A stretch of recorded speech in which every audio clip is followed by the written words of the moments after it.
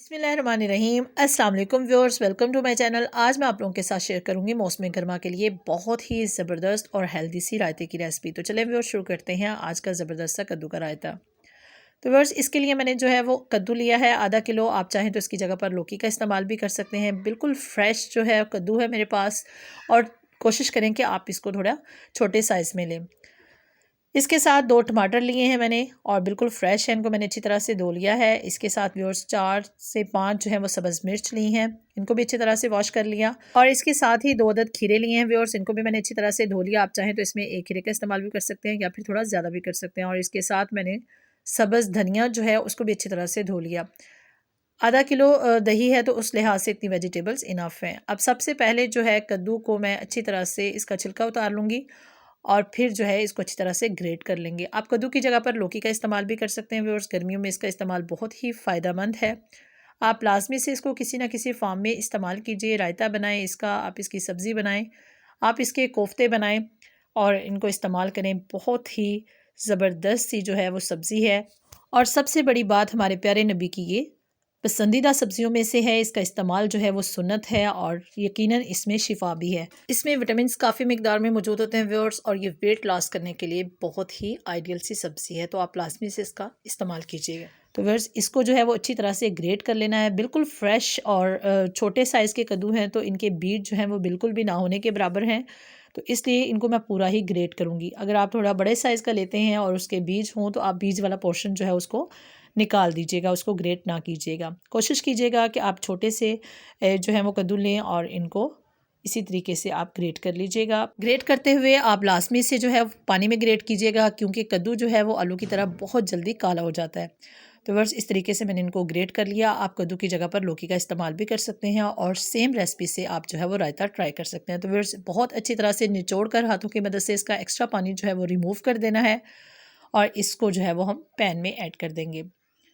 कुछ लोग जो हैं इसको पानी में बॉयल कर लेते हैं और बाहर निकाल लेते हैं, लेकिन मैं जो है इसको इसी के पानी में, थोड़े से पानी के साथ जो है इसको कुक करूँगी, और बिल्कुल भी इसमें से जो है वो पानी रिमूव नहीं करेंगे। इस तरह से जो भी सब्ज़ी अगर आप छिलका उतारने के बाद उसको बॉयल करके निकालते हैं, तो उससे उसकी अफादियत पर फ़र्क पड़ता है।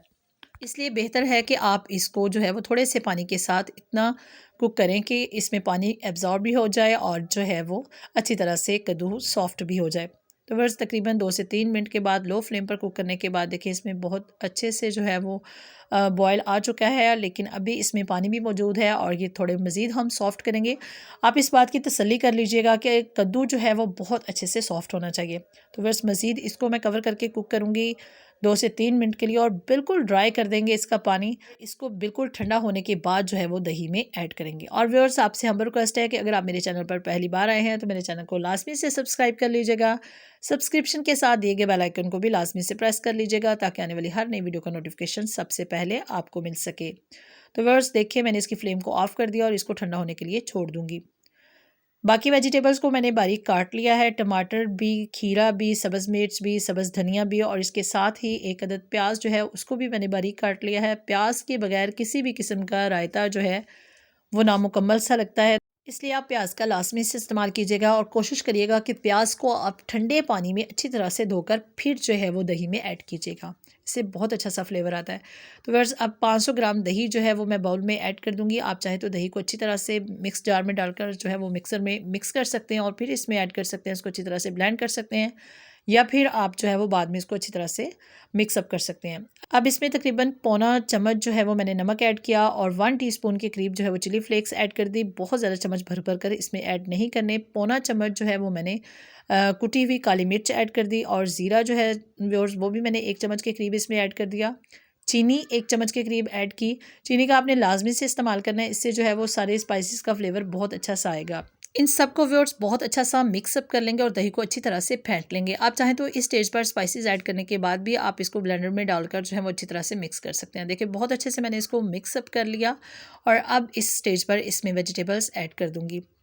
जितना दही अच्छा मिक्सअप होगा उतना ही टेस्टी सा रायता तैयार होगा। अब इसमें ग्रेट किया हुआ और बॉयल किया हुआ ठंडा किया हुआ जो कद्दू है वो ऐड कर दूंगी मैं। कद्दू को आपने कभी भी गर्म जो है वो दही में ऐड नहीं करना, इससे ये पानी छोड़ देगा।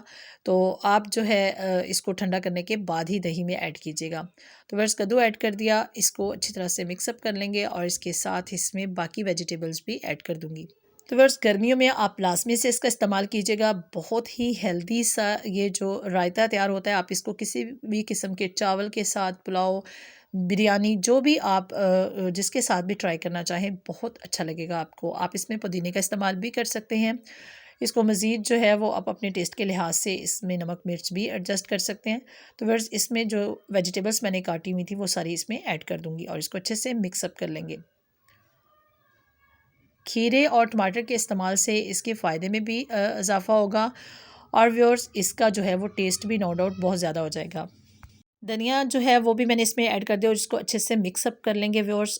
बहुत ही ज़बरदस्त रायता तैयार होता है। आप इसको एक दफ़ा लाजमी से ट्राई कीजिएगा और इसको आप जो है वो गर्मियों में ठंडा करके सर्व कीजिएगा। रमज़ान में स्पेशली आप इसको लाजमी से ट्राई कीजिएगा।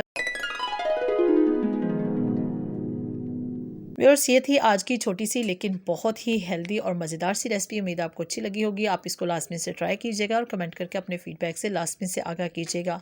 अगर आपको अच्छी लगे तो अपने फ्रेंड्स में लाजमी से शेयर कीजिएगा, इसको लाइक कीजिएगा। अपनी दुआओं में याद रखिएगा, अपना बहुत सारा ख्याल रखिएगा। इंशाल्लाह नेक्स्ट फिर किसी नई रेसिपी के साथ आपकी खिदमत में हाज़िर होंगी। तब तक के लिए अल्लाह हाफिज़।